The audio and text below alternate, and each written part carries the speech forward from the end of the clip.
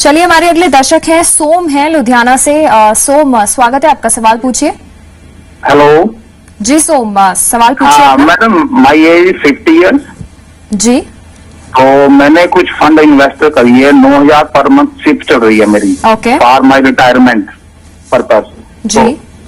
तो कुछ फंड की मैंने लिस्ट दी हुई है आपको, ईमेल की है, तो दोबारा रिपीट करूं आपको?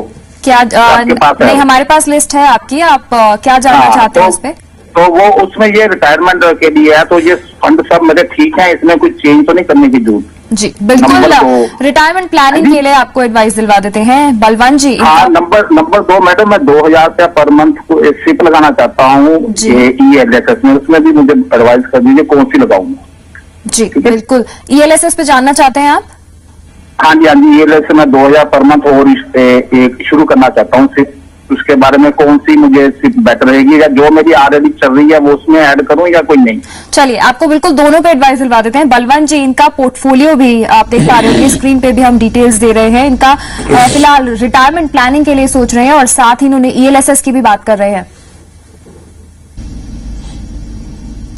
देखिए, चारू सोम जी का जो इन्वेस्टमेंट का पैटर्न है, जो सीप जा रही है, वो मोटा मोटी ठीक है। पर जैसे HDFC टैक्स सेवर में जैसे इनकी सिप जा रही है, तो अभी HDFC टैक्स सेवर का परफॉर्मेंस इतना अच्छा नहीं है, तो वो HDFC टैक्स सेवर को बंद करके जो फ्रैंकलिन का टैक्स शील्ड है उसमें कर सकते हैं। और इनको अगर एक्स्ट्रा ELSS में भी अगर इन्वेस्ट करना है तो ICICI प्रूडेंशियल का टैक्स प्लान है, उसमें पैसा डाल सकते हैं। इसके अलावा iPru टैक्स सेवर है, जो iPru डिस्कवरी फंड है, ये बाकी सब कंटिन्यू कर सकते हैं। जो एक ICICI Pru का डायनामिक फंड है, उसका भी परफॉर्मेंस अच्छा नहीं है, तो वो रिडीम करने के बाद वो सब पैसा UTI अपॉर्चुनिटी फंड में डाल दे और सिर्फ उसमें शुरू कर दे। बाकी का जैसे बताया सोम जी ने कि वो अपने रिटायरमेंट के लिए ये सब पैसा इकट्ठा कर रहे हैं, और मैं प्रिज्यूम करता हूं कि 60 साल में रिटायर होंगे।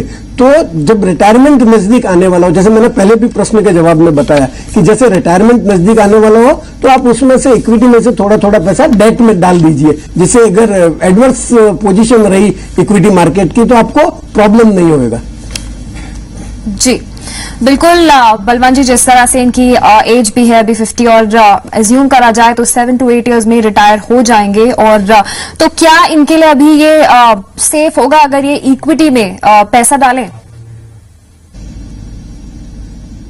अभी जैसे टाइम ओरिजिन 8 साल का तो है कम से कम, तो मेरे हिसाब से, और ये पहले से कर रहे हैं, अभी आज तो शुरू नहीं कर रहे हैं, तो अगर आपका ओरिजिन 8 साल या 8 साल से ज्यादा है तो आप इक्विटी में निसंदेह इन्वेस्ट कर सकते हैं, और उसमें पॉजिटिव रिटर्न आने की सब बहुत ज्यादा प्रोबेबिलिटी है। तो पर जैसे मैंने बताया चारों की, जैसे रिटायरमेंट का पीरियड नजदीक आने वाला हो तो वो पैसा थोड़ा थोड़ा डेट में डाल देगा। रिटायर होने के बाद में भी अगर चाहे तो 20-25% तक का जो इक्विटी का एक्सपोजर है वो मेंटेन कर सकते हैं। परंतु जैसे ये इक्विटी में ही पैसा डाल रहे हैं, वो का वही जो इन्वेस्टमेंट है वो मेंटेन नहीं करे रिटायरमेंट के बाद में। तो चलिए, कहीं ना कहीं ये अभी 7 से 8 साल की अवधि में अच्छा रिटायरमेंट कॉर्पस बिल्ड कर सकते हैं। चलिए, कुछ और सवालों को भी शामिल करेंगे। अभी रुकते हैं एक और छोटे से ब्रेक के लिए। आप बने रहिए हमारे साथ और देखते रहिए म्यूचुअल फंड्स।